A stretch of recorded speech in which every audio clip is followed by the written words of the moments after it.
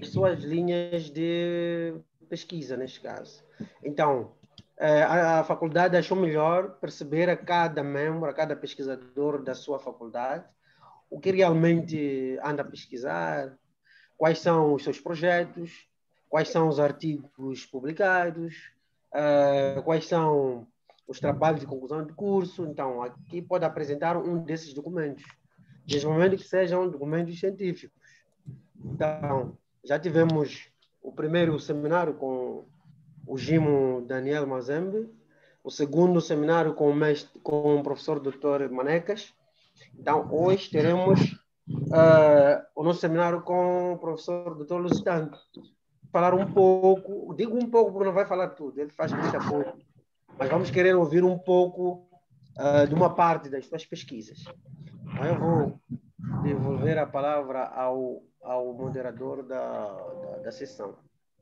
Muito obrigado. Muito obrigado, professor Punica. Eu vou iniciar a moderação, porque o colega Gron está com alguns problemas, mas já em processo de solução.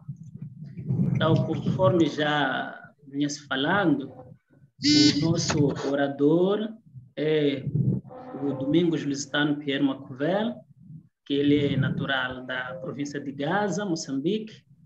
O nosso orador é graduado em Química pela UP, com doutorado em Engenharia Química pela Universidade Federal de Santa Catarina, no Brasil.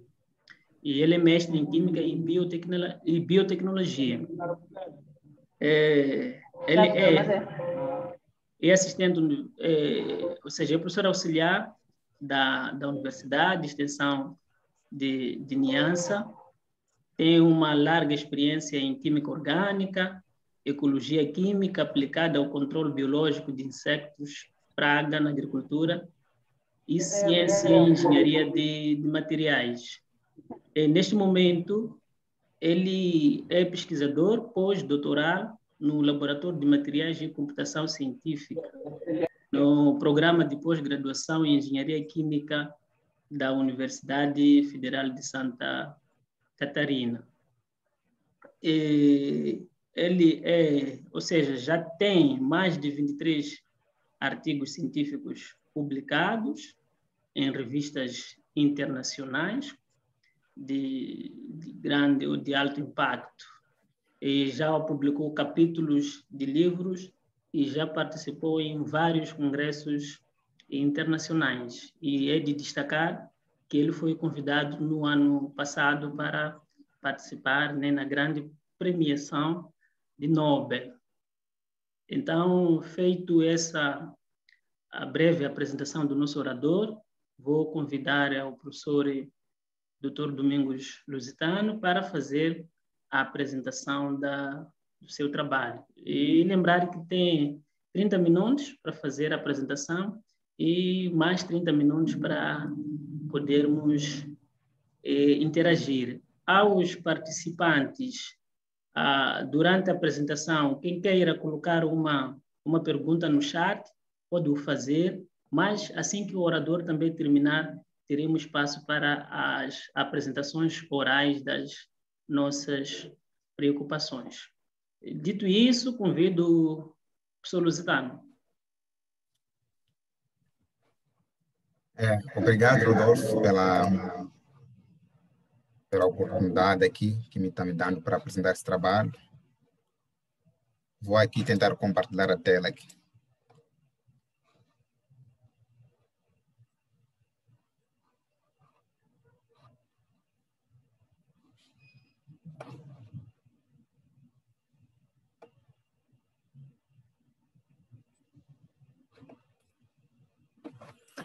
Então, boa tarde para vocês aí, aqui também boa tarde.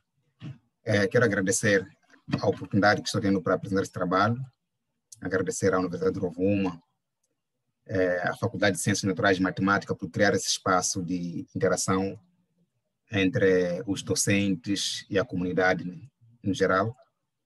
Agradeço também a todos que estão aí presentes para discutir alguns assuntos que eu pesquiso, que eu ou nós, né, depois eu explico porque eu falo nós, não eu, porque eu acredito que ciência é construção coletiva, é difícil fazer ciência sozinho, principalmente nas áreas de engenharia, ciências naturais e áreas correlatas.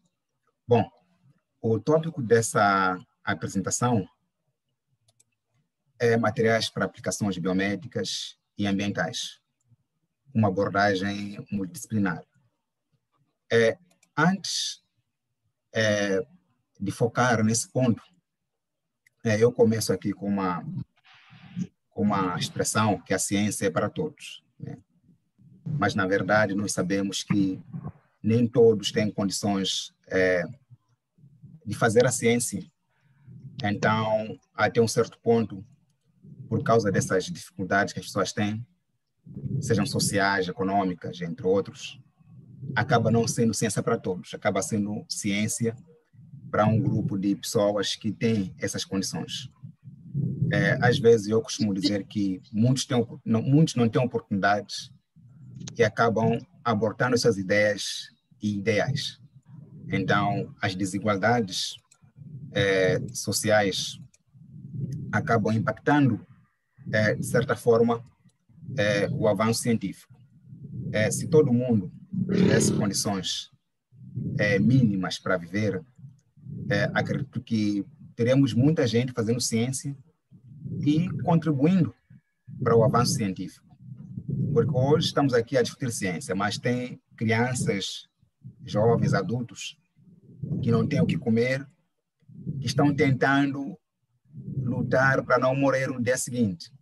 Então, se todas essas pessoas tivessem o direito mínimo à vida, ou a ter condições básicas, com certeza poderiam ser cientistas ou não, e poderão contribuir também no avanço científico que nós todos queremos almejar. Outro ponto que eu gosto de abordar antes de focar no assunto específico da apresentação é a questão da colaboração. Na ciência, é importante colaborar por vários motivos. Quando tem muita gente pensando no mesmo problema, há uma grande chance desse problema ser resolvido com maior facilidade. O outro ponto é que nós não temos tudo e nós não sabemos tudo. Na área das ciências naturais, engenharias, esse conceito é muito explicável com facilidade. Por exemplo, estou querendo fazer uma pesquisa na área de materiais ou biologia, seja qual for a área. Eu não vou ter todos os equipamentos que eu quero para desenvolver a pesquisa, mas eu posso colaborar com outro colega que tem equipamento que eu não tenho, excessivamente. Então, é importante, ao abordar a ciência, colocar a ciência no meio e nós todos nos unirmos com vista a resolver problemas científicos ou a produzir conhecimento. Porque se cada um se fechar no mundo sozinho, vai ser difícil resolver problemas, porque é difícil ou quase impossível fazer ciência sozinho. Então, eu aqui chamo mais uma vez uma atenção sobre a importância de nós todos colaborar de forma construtiva, porque ciência é uma construção coletiva. Há evidências científicas que comprovam o que eu estou dizendo aqui. Como estou falando aqui em coletivo, ciência coletiva, é difícil falar de ciência sem falar de mim mesmo. Se vocês olharem para essas fotos, são fotos onde eu estou e são poucas fotos que estou sozinho. Então, essa foto aqui é de 99, essa aqui é de 2000, essa foto é de 2004, essa foto é de 2007. Então, todo esse complexo de pessoas fazem parte de toda essa história que eu construí junto com esse todo mundo. Então, ciência é uma construção coletiva, porque envolve pessoas, né? Envolve um conjunto de pessoas. É difícil chegar tão longe sozinho, porque nenhum ser humano é autossuficiente. Sempre nós precisamos dos outros para construir algo grandioso. E aqui Tem aqui algumas fotos. Aqui sou eu, mais uma vez. Esse aqui é o Douglas, um amigo de longa data. Aqui são os colegas, né? Então, todas essas fotos contam uma história em função do tempo, de como essas pessoas todas contribuíram para ser o que eu sou hoje ou para ser o que somos hoje. Então, mais uma vez, eu falo que ciência é uma construção coletiva de muita gente, professores, pais, amigos. Então, é difícil pensar ciência de uma forma pessoal e individual, porque ciência é um patrimônio que nós vamos deixar aqui na Terra, vão vir aqui outras gerações, vão encontrar ciência, vão também deixar. Então, ciência é uma coisa que vai, é que nem uma energia, vai passando de um lugar para o outro. Como o Rodolfo comentou no começo, eu sou professor na Universidade de Rovuma e faço parte desse núcleo de estudos em ciência e tecnologia do Departamento de Ciência, Engenharia, Tecnologia e Matemática da Universidade de Rovuma, extensão de Niassa. E também, hoje, sou parte do grupo de pesquisa em materiais e computação científica. Então, este grupo aqui é um grupo que está aqui em Brasília, onde eu estou agora, que é constituído por muita gente, e todos aqui trabalhamos em colaboração, colocando no meio, neste caso, somente o conhecimento científico, que é o foco. Aqui não usamos muito eu, é sempre nós, porque ninguém faz ciência sozinho. Indo concretamente, já se aproximando do tópico, ao falar de materiais para aplicações biomédicas e ambientais, é falar de ciência e engenharia de materiais. Então, essa área de ciência e engenharia de materiais é uma área multidisciplinar que envolve muitos conhecimentos. É química, é física, a própria engenharia química, engenharia de materiais, entre outras áreas. E é uma área que está presente em quase tudo que nós imaginamos. Os celulares, se nós chegarmos a celulares assim, desse tamanho aqui, celulares que cabem na mão, é graças à engenharia e ciência de materiais. Se nós temos roupas, computadores, óculos, tudo que nós imaginamos aqui ao nosso redor é engenharia de materiais. Mas o foco de hoje são materiais para aplicações biomédicas e ambientais. Então, quando se pensa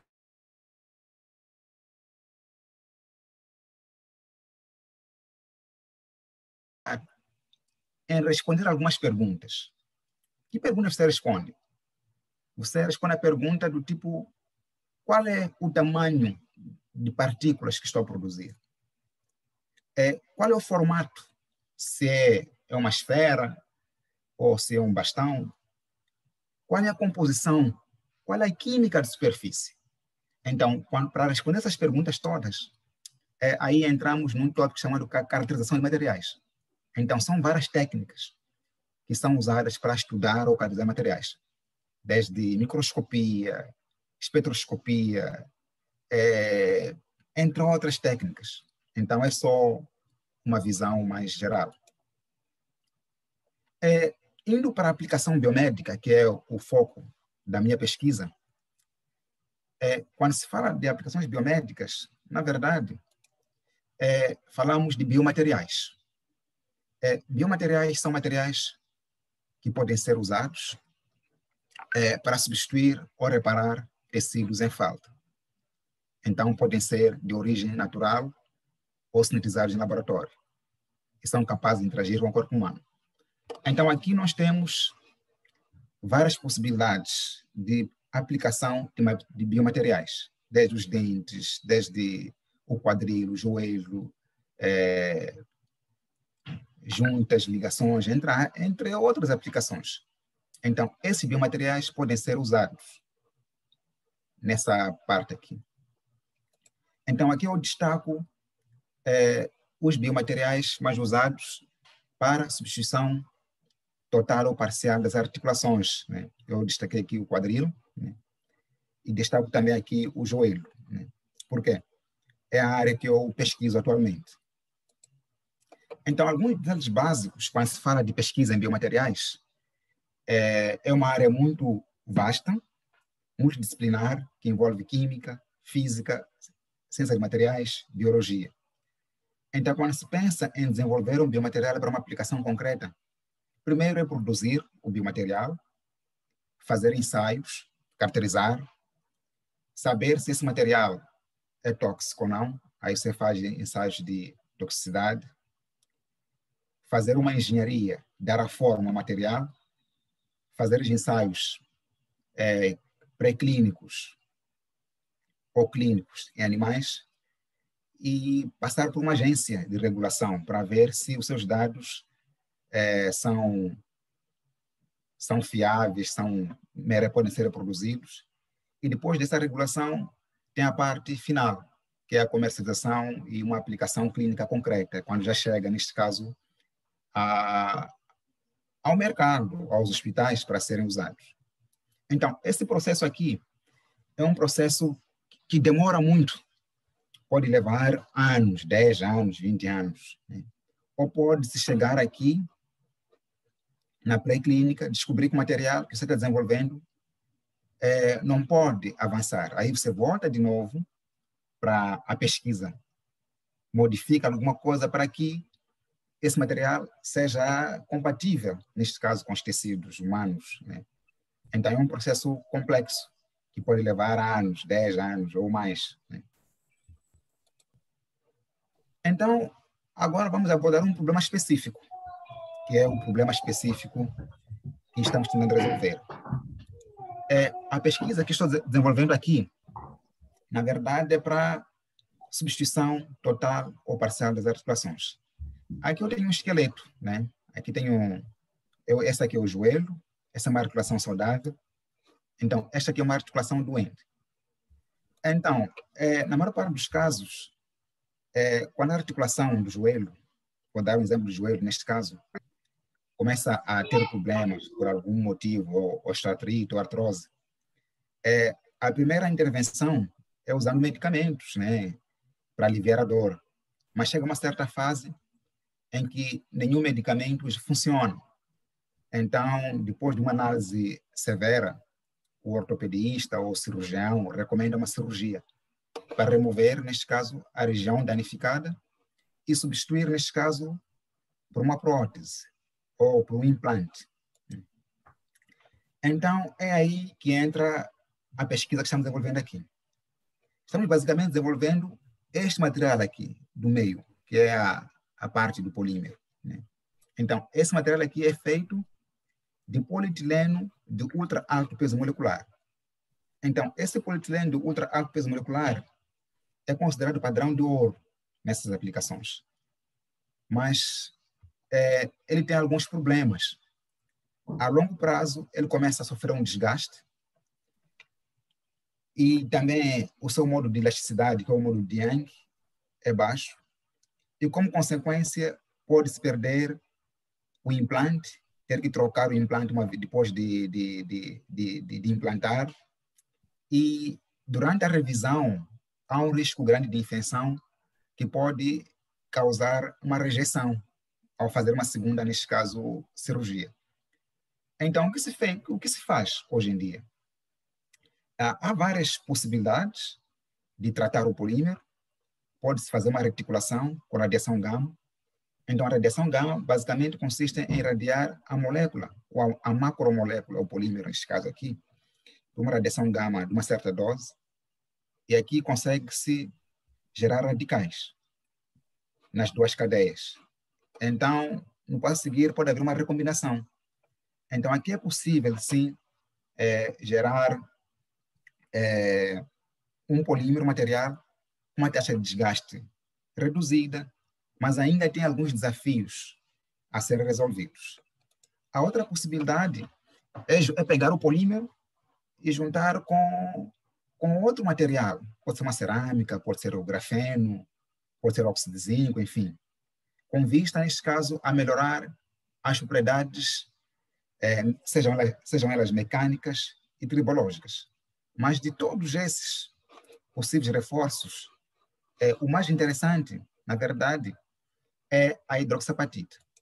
Por que a hidroxapatita é mais interessante juntar com polímero, com polietileno de ultradepois molecular? É que, na verdade, a hidroxapatita já faz parte da composição do osso humano.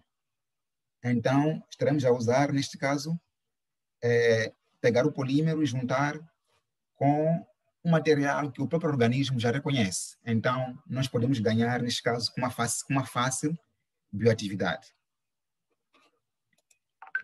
Só que, no meio de tudo isso, a hidroxapatita e o polímero, eles não interagem muito bem. Então, se não há uma boa interação entre as duas fases, é preciso sim usar um compatibilizante. Então, existem alguns sintéticos que já são conhecidos aqui, que é o caso de polietileno glicol, e ainda existem outros por aí. Então, a ideia da pesquisa foi propor, na verdade, usar uma argila, moçambicana neste caso, como se fosse um material que pudesse compatibilizar. Mas a argila, ela é muito hidrofílica e talvez poderia não ser suficiente para isso. Então, o que se fez? Nós compatibilizamos, nós modificamos a argila com uma amina de alto peso molecular para que ela seja hidrofóbica. Então, reagimos aqui à argila, trocamos uma reação de troca catiônica, tiramos os íons de sódio e colocamos aqui uma molécula orgânica.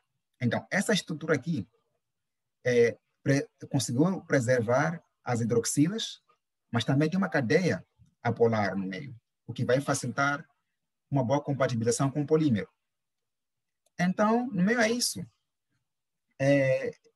existiram inspirações para realizar essa pesquisa.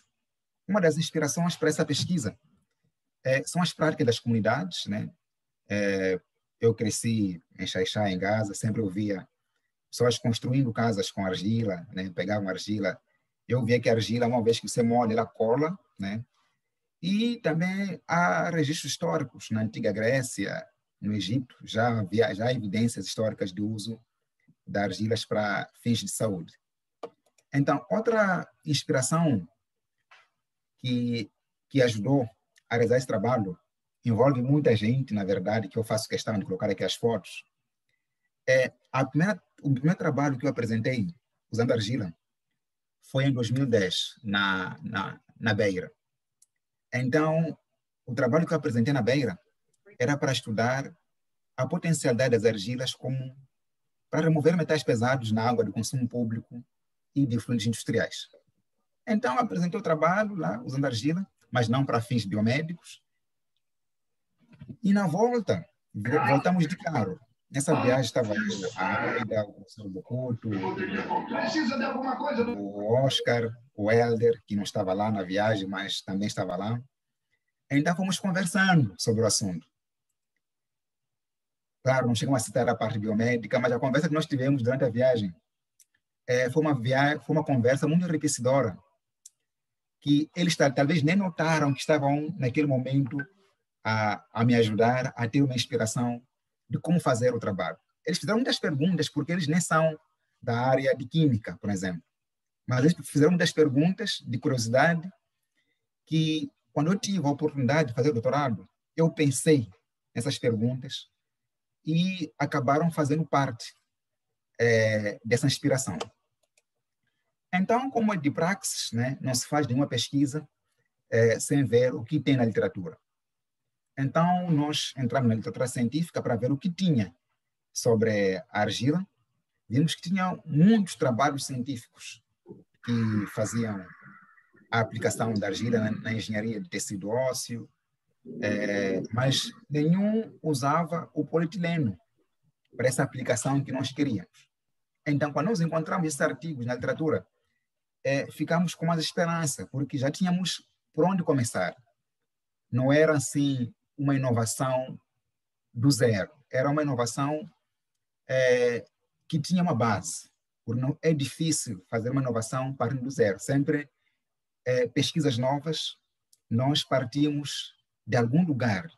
Muita gente faz a pesquisa e para em algum lugar.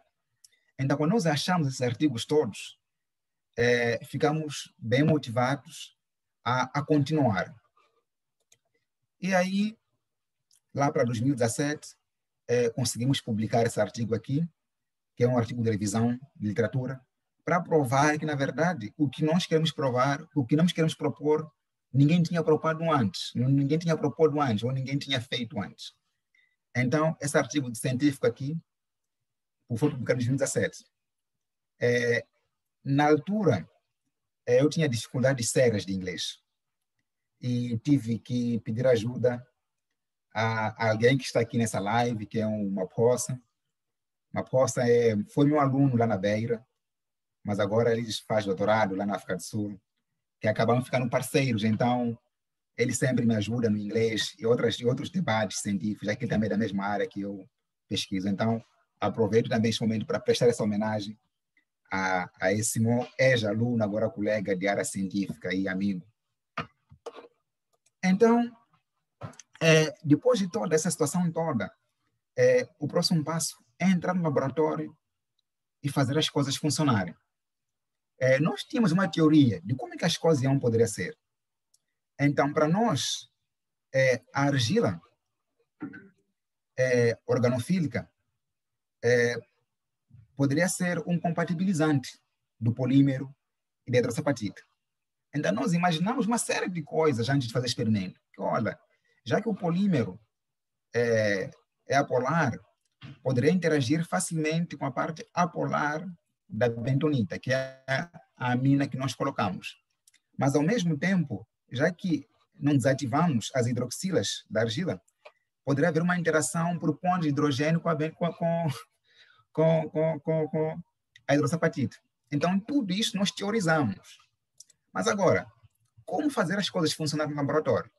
Às vezes, nós temos ideias maravilhosas, mas na hora de fazer a coisa não funciona do jeito como nós esperamos que funcione. Bom, aqui tem uma grande história que não vou contar porque é longa, ia roubar muito tempo, mas foram N tentativas tentando as coisas funcionarem. Mas só vou mostrar a parte que deu certo.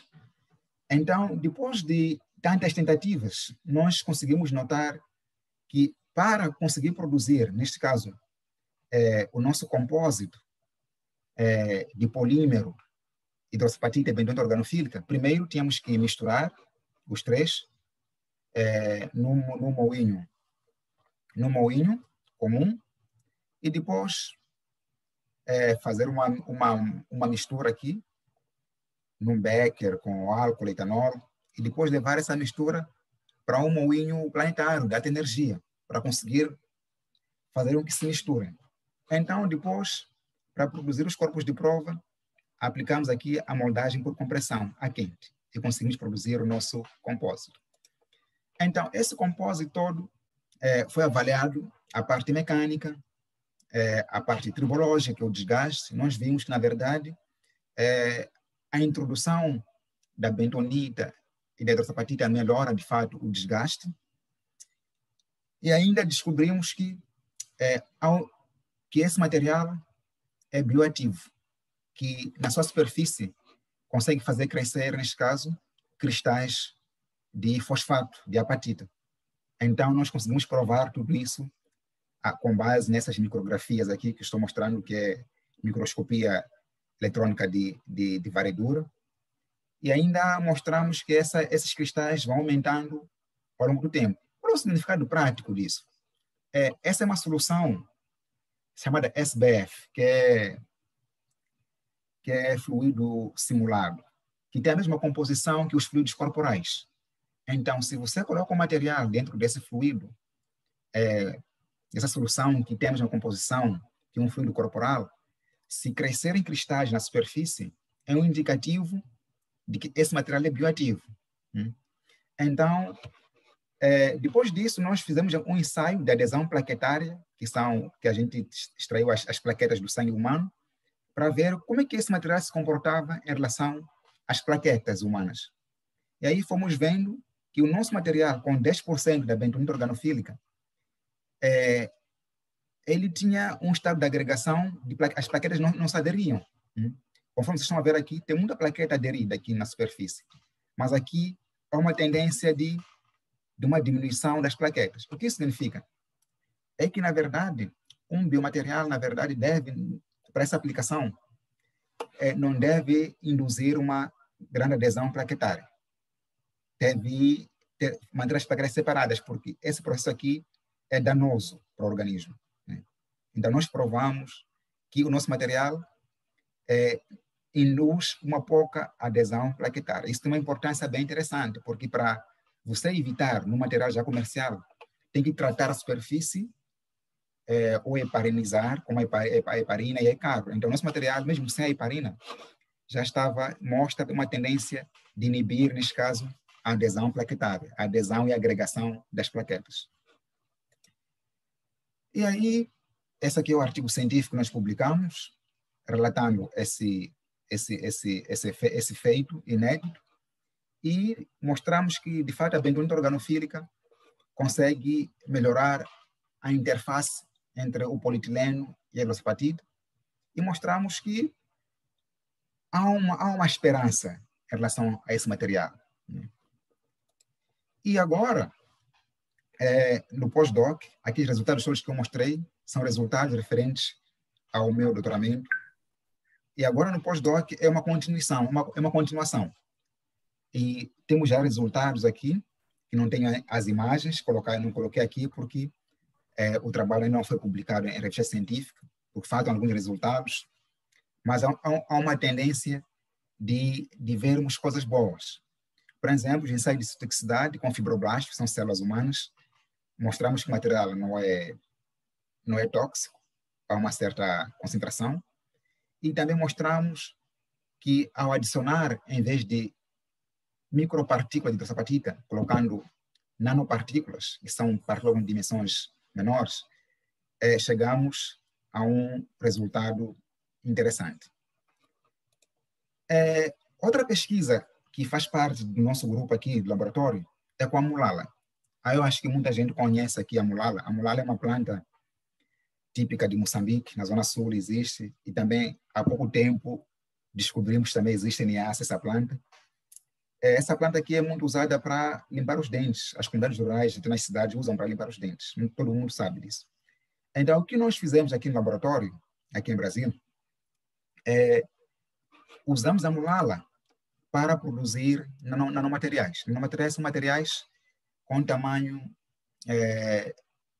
não superior a 100 nanômetros. Então, nós provamos pela primeira vez que, ao usarmos a mulala como template, consegue, de facto, induzir a produção de nanopartículas de hidroxapatita com uma morfologia esférica. Enquanto que sem a mulala, conseguimos um material com uma morfologia em forma de bastão. Então, esse é um trabalho que foi publicado ainda este ano com a mulala. E ainda provamos que essa hidroxapatita produzida por via da mulala consegue, neste caso, interagir melhor com as células do tipo fibroblastos. Outra pesquisa com a mulala, produzimos, neste caso, óxido de zircônio nanoestruturado. Também, pela primeira vez, nós conseguimos provar que o extrato de mulala consegue induzir a produção de nanopartículas com tamanho entre 10 nanômetros, o que é inédito assim na literatura, usando uma síntese verde que nem essa aqui. Outra aplicação dos materiais é na área ambiental. Então, na área ambiental, nós temos várias possibilidades, né?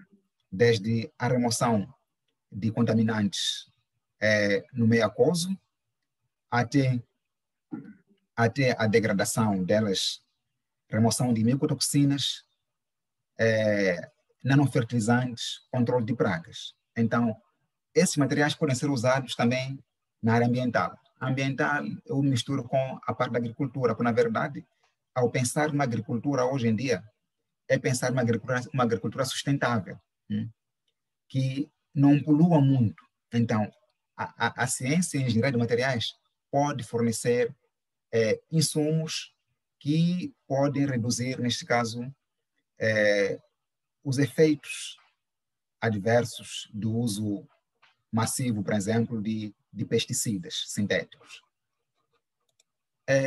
Uma das pesquisas que nós realizamos para esse fim foi uma pesquisa de 2017.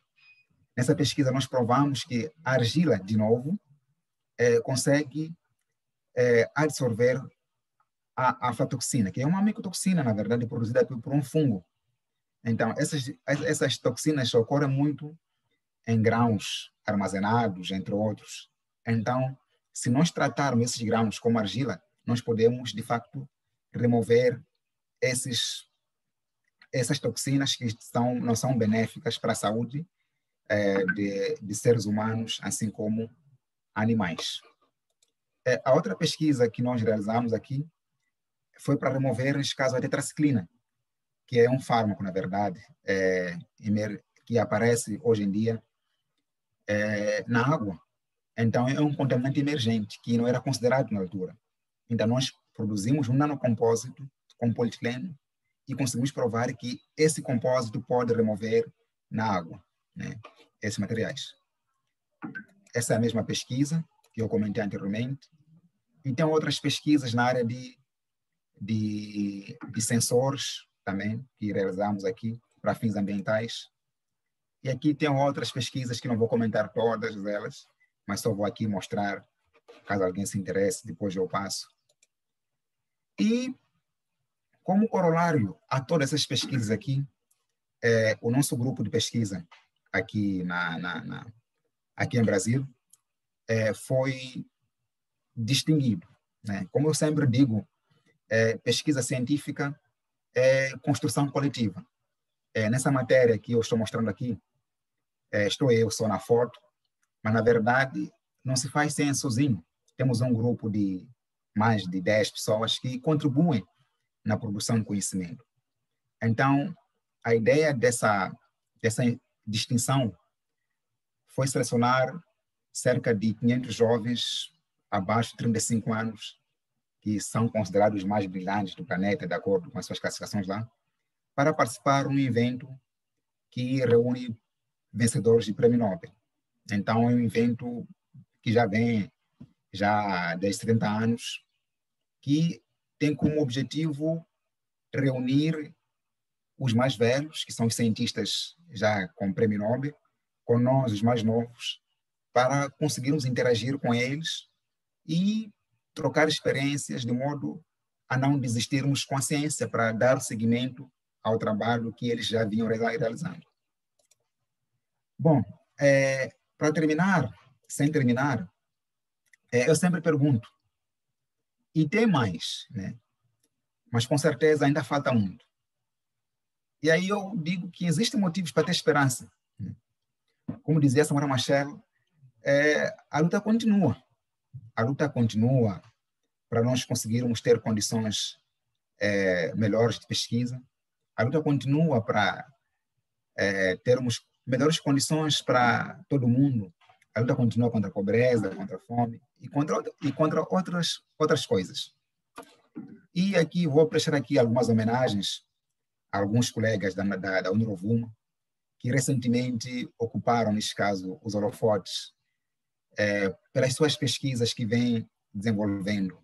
Aqui é a Virgínia, essa matéria não é de hoje, é antiga. Ela estudou, na altura, como controlar pragas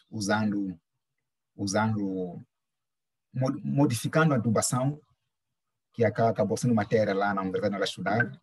Aqui temos o Ben Shauk, que recentemente conseguiu depositar patente na área de desinfecção da água, também presta homenagem. E aqui de lado presta homenagem também ao professor Guese, também, que realiza pesquisa na área de nanotoxicologia. Também conseguiu resultados bem expressivos na sua tese e tem essa matéria dele falando sobre o assunto. Agora, eu faço uma pergunta. E depois? O que vai acontecer depois? O que precisamos fazer? E o nosso país, como é que se enquadra no meio a essas pesquisas todas? o que é que falta para transformar essas pesquisas em produtos? Qual é o panorama atual da pesquisa em Moçambique? Será que as agências de fomento que nós temos em Moçambique, de pesquisa, financiam pesquisa da forma como nós gostaríamos que financiassem? Qual é o papel de Moçambique no cenário internacional de pesquisa? Então, são perguntas que eu não tenho resposta. Então, eu deixo essas perguntas para que cada um faça a reflexão. E, por fim, de novo agradeço ao CNPq e à CAPES, que são as agências de fomento à pesquisa, que financiam a pesquisa que nós desenvolvemos aqui em Brasília, a UFSC, que é a universidade que me hospeda aqui em Brasília, que é responsável por quase tudo isto, e essas interações Moçambique e Brasil, a Universidade de Rovuma, pelo espaço, e também por acreditar na pesquisa científica, e sempre acreditando no potencial dos seus quadros, e sempre permitindo que eles possam sair do país para realizar pesquisas, e ao Laboratório de Materiais de Computação Científica, que é o laboratório onde eu faço parte hoje. E a todos vocês que esperam até agora, ouviram, e agradeço muito pela vossa atenção, paciência. Espero compartilhar e trocar mais ideias sobre tudo que foi falado até aqui. E obrigado, Koshukuru, Kanimambo, Asante.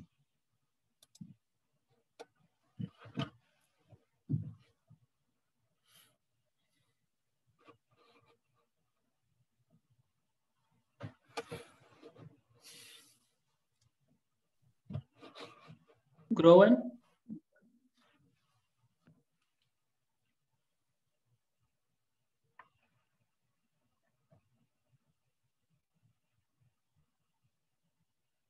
Bom, muito obrigado, doutor Lusitano. O Groen estava participando, mas acredito que novamente teve problemas. Então, a todos os participantes, acabamos de acompanhar a apresentação do doutor Lusitano, a quem eu agradeço pelo convite e aceitação. Vê-se pela imagem que está no laboratório e ele reservou esse tempo para poder partilhar a experiência que desenvolve no mesmo laboratório conosco. Então, feita a apresentação que todos nós acompanhamos, eu vou deixar o espaço para a interação com o orador. Então, está aberta a sessão de interação, eu não chamaria de perguntas. O espaço é nosso.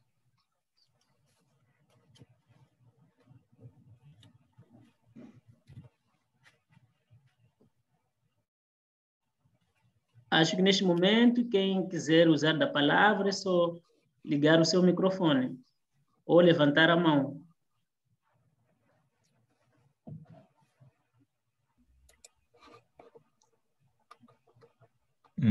Boa tarde.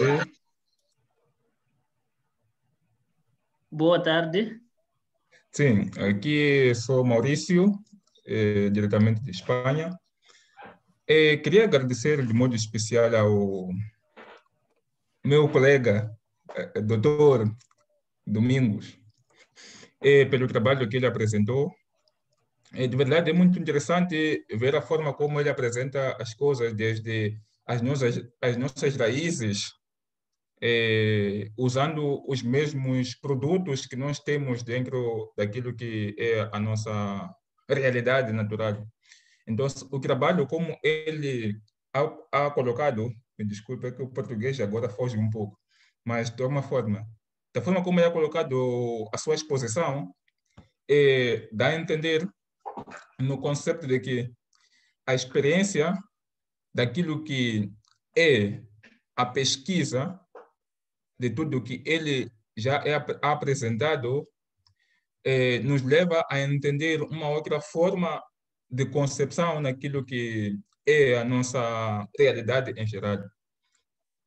Me deixou um pouco assim aberto quando já deixa uma questão para nós. É verdade que temos uma obrigação de pesquisar também nossa parte para saber, afinal de contas, de que aspecto nós pertencemos ou de que momento nós podemos dar um ponto de parecer sobre aquilo que tem a ver com as nossas pesquisas, de modo especial o nosso próprio país, que ele mencionou muito, Moçambique.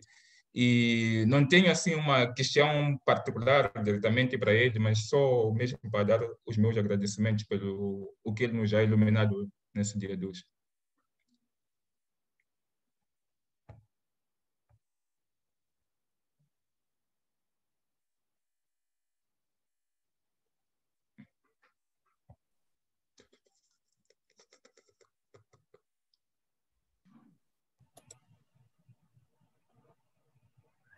Bem, boa tarde a todos. Boa tarde, Beni Shauk. Obrigado, Dr. Lusitano, pela excelentíssima apresentação. E é interessante saber que tem o Mualaluca nos acompanhando, ou conectando conosco a partir da Espanha. E os demais, saudações. Olha, professor Lusitano, a sua apresentação foi, olha, de arrepiar. Muito, muito bela. E isso cria algumas curiosidades para mim, porque dá, sem dúvida, para perceber que a sua pesquisa é uma pesquisa de ponta. E você trouxe aqui algumas questões na reflexão sobre os desafios para a pesquisa no nosso contexto de Moçambique. Eu queria, sei lá, não necessariamente lançar uma questão, mas eu queria saber qual é a sua percepção da possibilidade de continuar. Você mesmo falou que muita coisa se fez, mas muita coisa com certeza falta. E qual é a sua percepção sobre a continuação da sua pesquisa num contexto como Moçambique, onde o investimento na área da pesquisa é escasso e persistem desafios enormes na área da pesquisa, desde a obtenção de recursos, insumos, enfim. Qual é a sua percepção sobre a possibilidade de continuar pesquisas como essas, sem que isso signifique necessariamente ter que abandonar a sua vida em Moçambique, os seus sonhos, e ter que estar durante vários meses, se não anos, fora do nosso contexto? Obrigado. Muito obrigado pela apresentação mais uma vez. Eu vou pegar a palavra para não acumular perguntas. Desculpa, moderador, Rodolfo. Para não acumular perguntas, vou começar a responder, né? Bom, em primeiro lugar, agradeço todas as colocações. Agradeço ao Maurício. O Maurício foi meu colega na Joanquixissano lá para 2000, 2004. E fico muito feliz de ver um colega desse tempo neste momento, neste evento. Acho que se viu a apresentação, eu citei também os tempos que nós passamos lá na Joanquixissano. E, de facto, a pergunta colocada pelo Beni é pertinente, ok? É pertinente e me incomoda muito, para ser sincero. Me rouba sono, porque já estou aqui já há um bom tempo e com certeza em algum momento vou ter que voltar para Moçambique e nós sabemos muito bem as condições que nós temos lá em casa, ok? Que às vezes não tem nem um tubo de ensaio para contar uma história, não tem um reagente aquele, não tem um distador de água. Então, nós temos problemas sérios. Mas, assim, o nosso país, como tal, alguma coisa está acontecendo. Não vou somente criticar as fragilidades que nós temos. Existe o FMI, né, com as suas dificuldades de financiar, mas já está financiando alguma coisa. Tem um outro programa lá, o FDI, que também, acho que de 2 em 2 anos, abre editais bem aliciantes. que por acaso nós concorremos desta vez, né? Não sabemos se vamos conseguir ou não. E também tem editais internacionais, né, que sempre lançam os editais para financiamento à pesquisa. Então, na falta de incentivo forte, eu falo forte porque não vou dizer na falta de incentivo. Incentivo existe, só que ainda não corresponde ao que nós queremos para fazermos a pesquisa que nós gostaríamos de fazer, né? Então, na falta dessas possibilidades, podemos ir atrás, ok, desses editais para concorrer a esses financiamentos para pesquisa. Mas, assim, sendo sincero, é um desafio gigante fazer pesquisa em Moçambique. Eu conheço colegas que eram brilhantes aqui fora, né, aqui em Brasil, mas voltaram para Moçambique cheio de sonhos e acabaram abandonando. Eu falo com eles, para Lusitânia, essa linha de pesquisa, esquece. Eu estou me estressando para conseguir 10 mil meticais para comprar na céu, que ela é um estresse danada. Então, eu vou preferir dedicar a minha vida dando aulas para o sustento da minha família. Vou pegar umas horas lá na privada, ali na colar, porque essa linha de pesquisa não consigo financiamento. Mas, assim, eu sou uma pessoa de esperança. Sou uma pessoa muito esperançosa.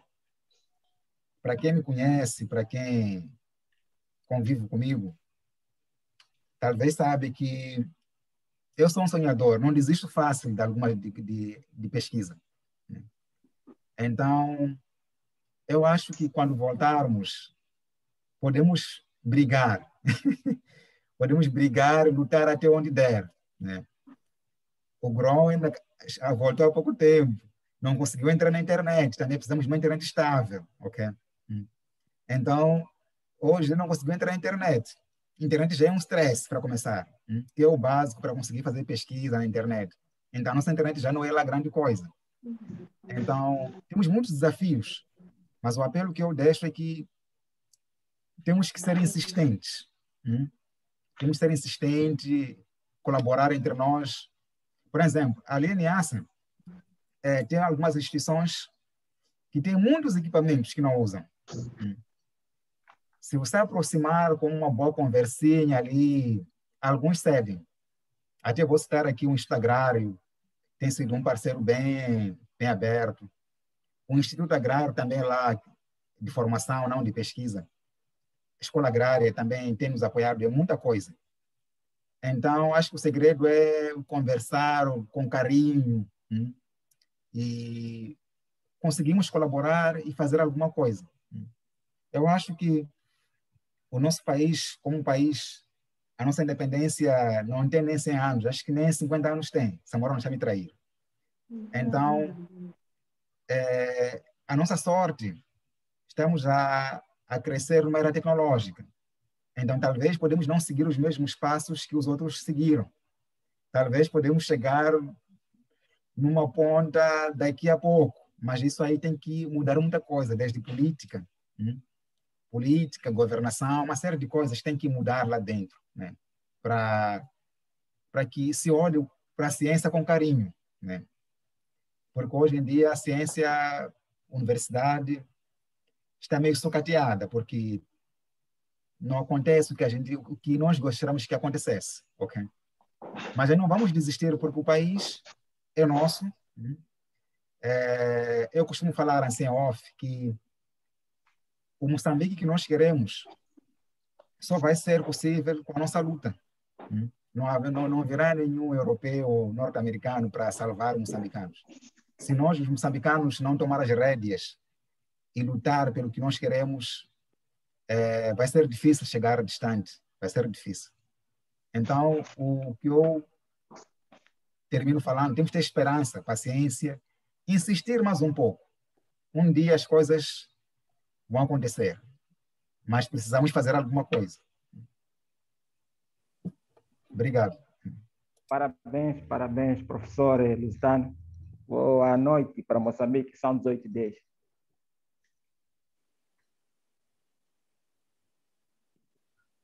Alô?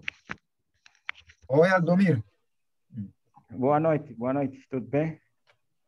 Tudo certo?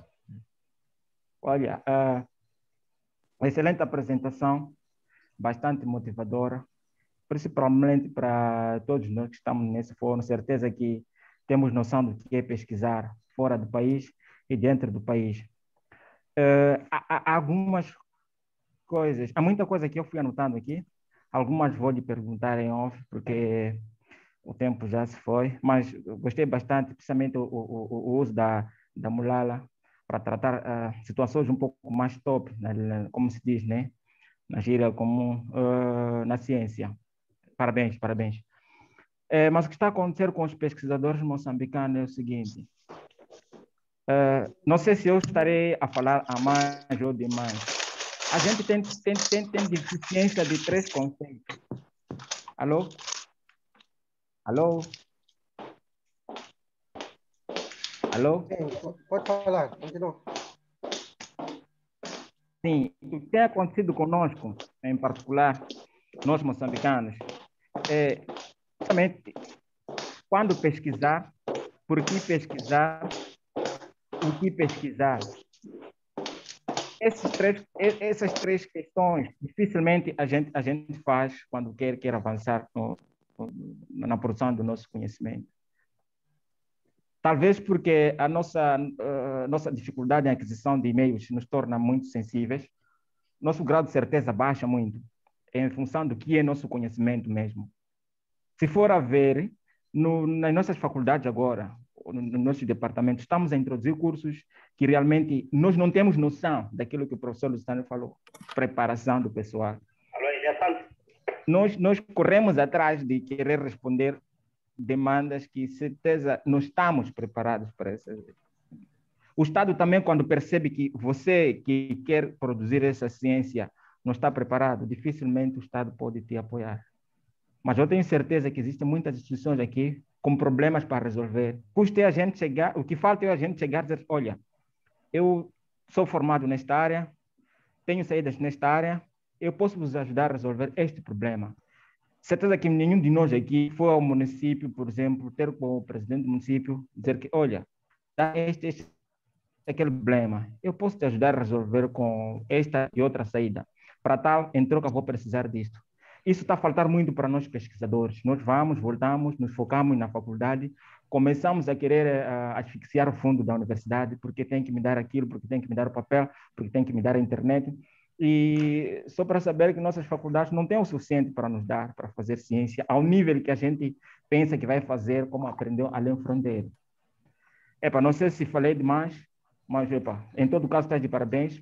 Se fores para Moçambique um dia, vê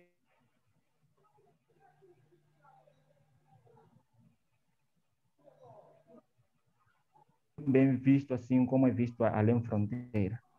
Se for a ver, é normal, eu já participei em alguns concursos, algumas ONGs até preferem confiar pessoas formadas em psicologia para serem gestores de projetos de monitoramento ambiental de águas e resíduos sólidos.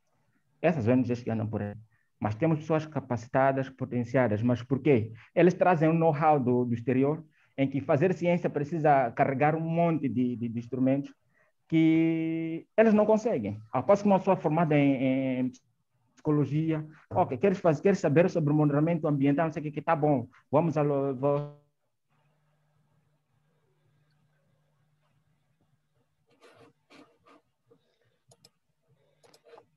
laboratório de Johannesburg, vamos mandar outras amostras para o Japão. Quer dizer, a pessoa fica, então, vamos criar conceitos suficientes para fazer a ciência e responder à demanda do que a nossa sociedade precisa. Ok, obrigado.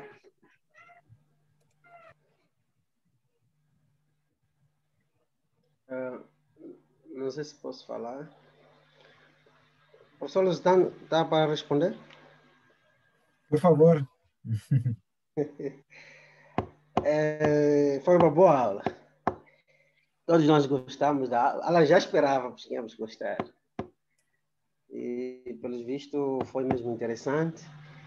Agora, por causa do tempo mesmo, porque nosso tempo já vai fechar, eu fiquei só com algumas curiosidades que também off dá para a gente conversar, porque fui percebendo que, afinal de contas, esse material, antes de aplicar, não sou bom em materiais, não sei o que se faz aí, mas deu para perceber a química e a química física desses materiais. Fazem os ensaios pré-clínicos e clínicos. Agora, a pergunta que... Já sabemos que os ensaios pré-clínicos são feitos em animais, não é? Os ensaios clínicos são feitos em pessoas. Então, fiquei assim, em termos de protocolos, como é que isso é feito? E quais são os animais testes que têm sido aposta para esse tipo de materiais? A gente trabalha com vários produtos terapêuticos, né? E fica fazendo isso aí. Agora, e temos tido, por exemplo, quando eu quero trabalhar com uma atividade anti-inflamatória, para esse caso aí, material para aplicação biomédica, nesse caso, envolve material dos ossos. Agora, para outro tipo de produtos, a gente tem os animais testes específicos, que facilitam esse tipo de testes. Então, mas isso aí seria talvez mais uma disciplina para explicar isso. Mas fiquei curioso em querer saber sobre ensaios toxicológicos dos materiais. Agora, talvez essa já dá para responder. Parece que para testar a bioatividade do material, usam plaquetas. O que eu percebi é que isso é um protocolo. É isso. A primeira pergunta é essa: por que plaquetas? Esse tipo de células importantes, só a parte só do sangue, que são as massas, temos aí as células brancas também, temos as plaquetas. Então, por que plaquetas? Primeira pergunta. A segunda pergunta é que esse material vai mostrando a sua bioatividade aderindo às plaquetas ou não, ou agregando as plaquetas. É o que eu percebi. Coisas novas, né? Quando são coisas novas, a gente fica com curiosidade. Então, e que eu percebi ainda que se aderir às plaquetas, se causar maior agregação, maior adesão das plaquetas, esse material não é tão adequado. Agora a pergunta é, qual é o nível de plaquetas para dizer que agregadas ou aderidas, para eu concluir que esse material não é adequado para aplicação biomédica? Acho que é o que eu percebi. E o professor também explicou muito bem sobre o tamanho das nanopartículas desse material. Usando um pouco a química básica, é que quando menor for esse tamanho, a superfície de contato é maior e a adesão pode ser maior. Agora, eu fiquei assim com dúvida. Aplicação biomédica, que tipo de... que tamanho, nesse caso? Eu vou perguntar assim, de forma geral, porque não entendo bem ao fundo, né? Que tamanhos de nanopartículas desse material que é mais adequado? Seria um pouco maior ou menor? Então, só perguntas assim, só para perceber um pouco. Obrigado. Bom, para explicar essas perguntas aí, eu vou sair um pouquinho para pegar um pedaço do material que eu produzi aqui, para explicar melhor esse assunto.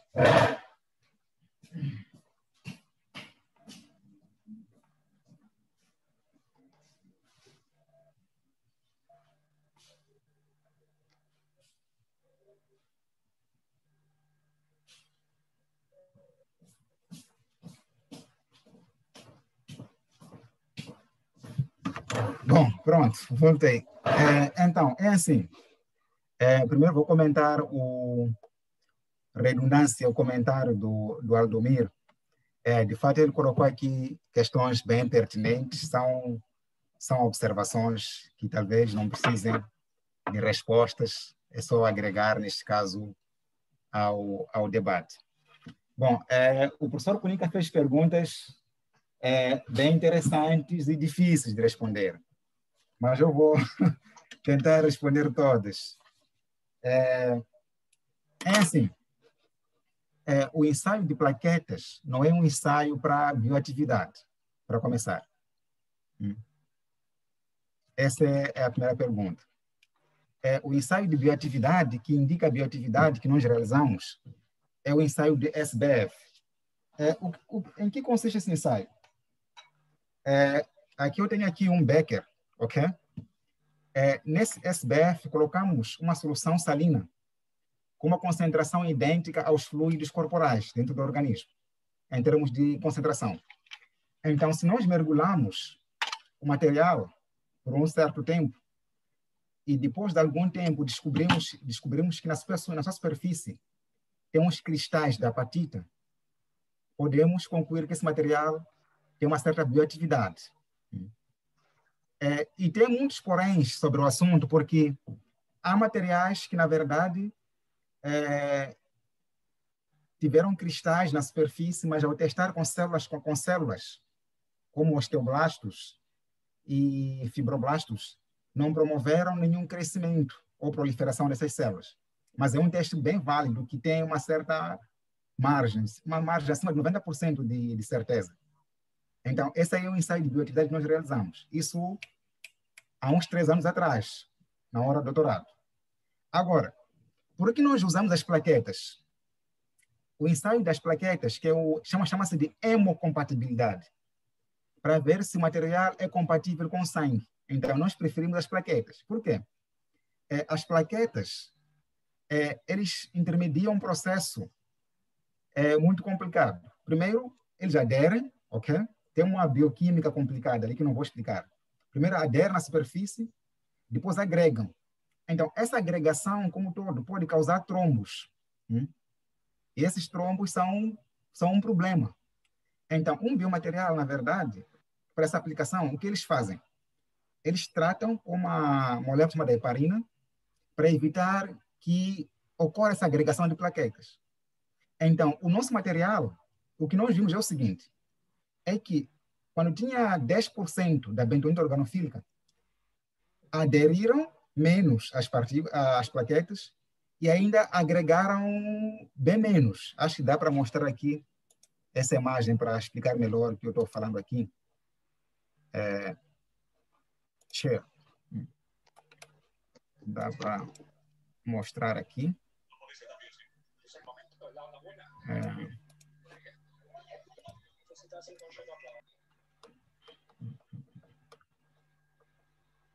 Pronto. Então, essa aqui é o polietileno do ultra alto peso molecular, sem nenhum material, melhor, sem nenhum reforço com a hidroxapatita. Então, essa aqui é o polietileno com a hidroxapatita sem a bentonita, que é a argila. Então, dá para ver aqui a quantidade de plaquetas aderidas. Aderiram e aglomeraram. Isso não é bom para o material. Então, quando colocamos 5%, a aglomeração ainda continua. A adesão e a aglomeração. Mas com 10%, esse fenômeno já não acontece muito.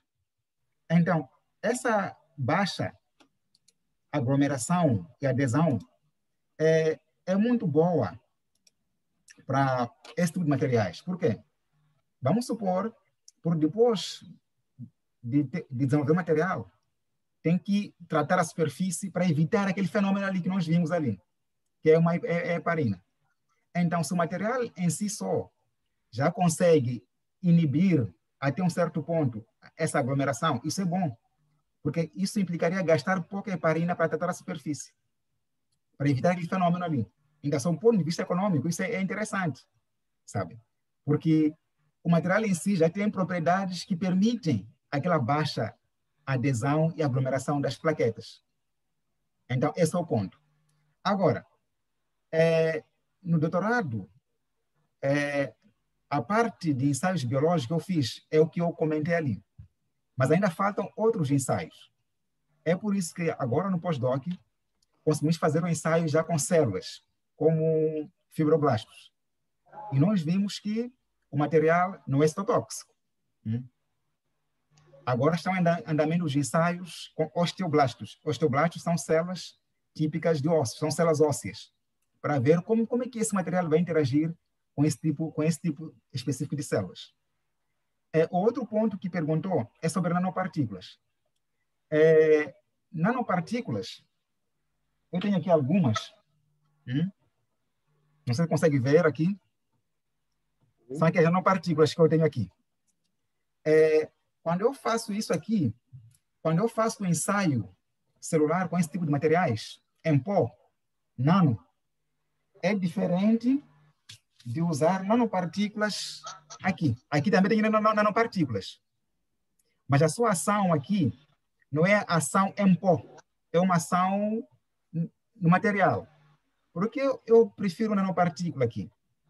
Porque se eu for juntar o polímero com as nanopartículas, eu consigo uma boa dispersão delas do que usar com micropartículas, partículas maiores. Então, o efeito das nanopartículas não é individual, assim, em pó. É um efeito já preso no substrato.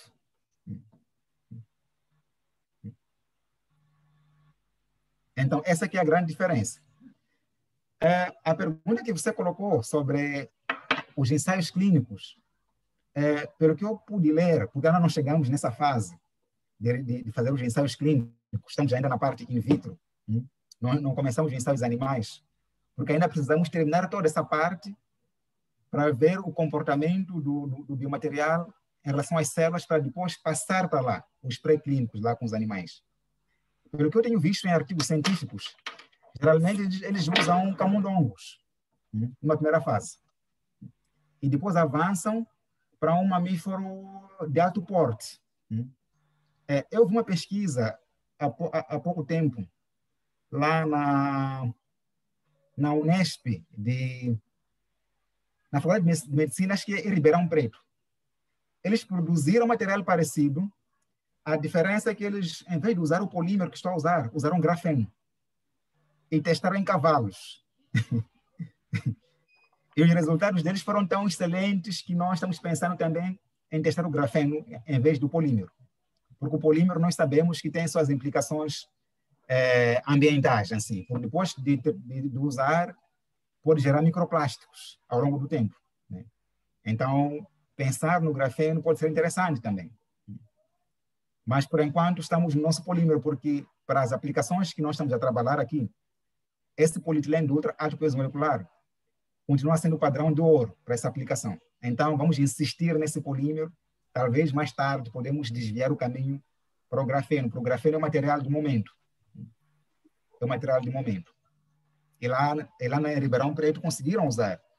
Só que eles usaram não para a mesma aplicação, mas para a regeneração óssea, para induzir a regeneração. Enquanto nós queremos uma peça para substituir uma região, não para regenerar. Queremos é como se fosse um substituto de uma região que foi removida. Então, a nossa ideia não é induzir a regeneração, não é o foco, né?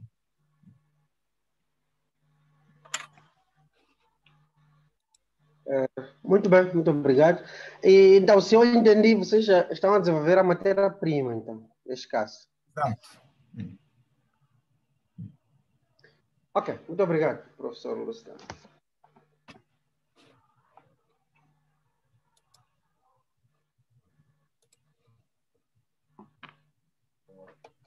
Groen está aí?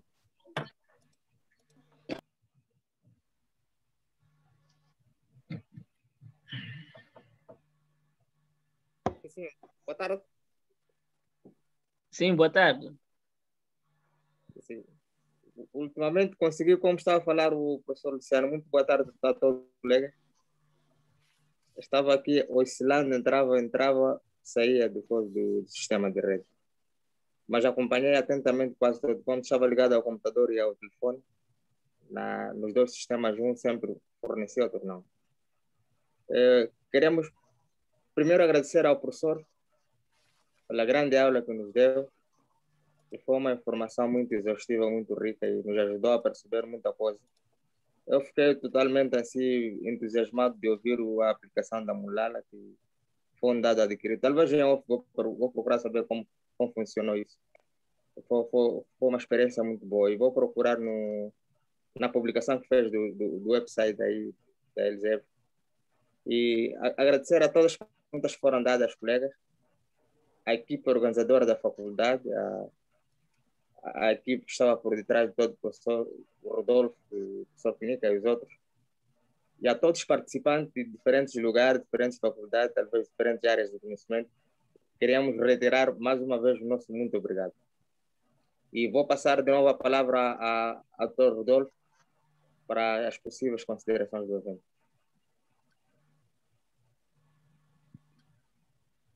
Ok, tá bom, Groen, mas antes é bom, né, procurar saber ou ainda dar mais espaço para os colegas que ainda estão nesse seminário, se há mais perguntas, se há perguntas de insistência, de uma forma bem breve. Eu não sei se na primeira intervenção do Dr. Lusitano acabou falando em relação à pergunta que foi colocada aqui no chat. A Celina diz o seguinte, né? Que de forma a se fazer uma interação interdisciplinar com outros cursos para aproveitar a vossa experiência. Acho que ela aqui pretendia que falasse um pouco mais em relação à vossa experiência, para que também nós, em Moçambique, possamos fazer as pesquisas da forma interdisciplinar como vocês fazem. Talvez naquela sua primeira intervenção acabou falando a respeito dessa pergunta. Então, não se posso responder. Pode comentar. Assim, falar da área de materiais ou da área de nanotecnologia tem aplicações em várias áreas, né? E já estamos realizando um trabalho em Moçambique nessa área. Temos um estudante de licenciatura que está sendo orientado pelo Neuana, orientado por mim e pela Virgínia. Então, esse estudante produziu uma nanopartícula. Mas a ideia dessa nanopartícula é aplicar como nanofertilizante. Então, estamos numa fase de testes lá mesmo em Niassa. Então, podemos sim realizar uma série de trabalhos que envolvem outras áreas, desde alimentos, entre outras áreas possíveis. Não é uma área muito com uma aplicação bem vasta. Então, podemos interagir, sim. Celina, eu tenho o seu número, depois te mando, faço uma videochamada. Aproveitamos para matar saudade. Há bom tempo que não falamos.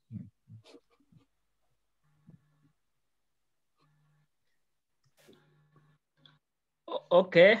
Colegas, mais alguma colocação?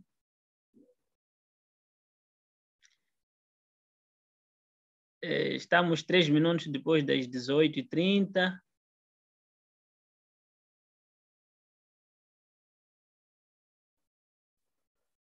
Bom, acho que não há. Eu vou convidar o professor Kunika para últimas considerações e encerramento do seminário. Muito obrigado, mestre Rodolfo. Talvez antes de encerrar, não é? Não sei se o professor Lusitano tem algo a dizer ou alguma consideração. O que achou da aula?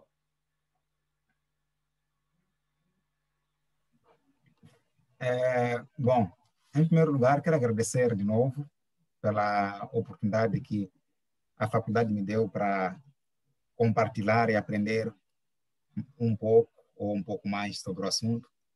E agradecer a todos pela presença. E eu gostei muito da aula, sim. E é sempre um momento para aprimorar habilidades de fala em público. E nesse novo normal, a internet ajuda a estar em muitos lugares ao mesmo tempo. Então, só quero aqui deixar um apelo, que não vamos desistir da pesquisa, né? Groen, eu sei que você chegou agora em Moçambique, não desista, insista, e em breve vamos colaborar juntos. Eu sei que você dará de materiais também, então, pelo menos não vou me sentir isolado na Unirovuma, na área de materiais. Tem o professor Guese, que é da área de nanotoxicologia, então tem muita gente ali que pode juntar os esforços para conseguir fazer alguma coisa, apesar das dificuldades que já foram aqui despoletadas. Então, só agradeço mais uma vez. Obrigado, professor Lusitano. A faculdade também agradece, através da sua direção de pesquisa, extensão e inovação, pela sua aceitação ao participar no nosso café científico, que vai até dezembro, só para lembrar aos colegas. E agradeço também aos participantes que se deram tempo para fazer parte. Estou a ver participantes de todo o canto do mundo, Espanha, Brasil, Moçambique, várias províncias, para dizer que estão a entender mais ou menos a relevância dessa ação da faculdade. Então, muito obrigado mais uma vez, professor Lustan.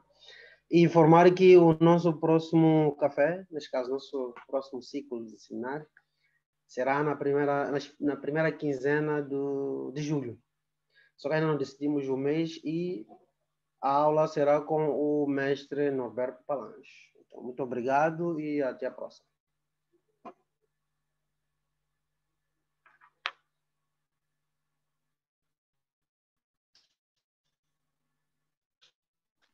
Ok, vamos correr para ver Espanha jogar e mais logo tem o jogo mais, dizem o derby desta fase de julho, da Euro 2020. Deixa a Espanha puxar me envergonhar aqui. Está a perder, eu estou distante. Não, está a ganhar com um autogol, mas está me envergonhar, porque fazer o penalti. Não, eu acho que essa Vai Espanha está a ser preparada para os próximos Euros e o Mundial. Acho que o foco deles não é ganhar. Uma pergunta antes de terminar aí. Eu fiquei um pouco com dúvida, vi o senhor Cunica aí, eu não me lembro, mas essa cara aí me parece. Será que é aquele Cunica que eu conheci de Patrício Lumumba? É ele. Acui. Não, É ele mesmo. É ele mesmo. Esse homem sumiu há muito tempo, pá. Eu tenho que mandar o número desse senhor aí. Mas atenção, tem vários Cunicas parecidos com ele. Você é irmão de Rosário, é ele mesmo. Irmão de Rosário, o pai que trabalhava no laboratório aí em Xaxai. Continua a trabalhar, né? Já aposentou. Então, dá o número aí. Não, mas... o Cunica. Não, mas temos... Aquele senhor tinha muitos filhos, pá. Não eu tenho um filho canhano,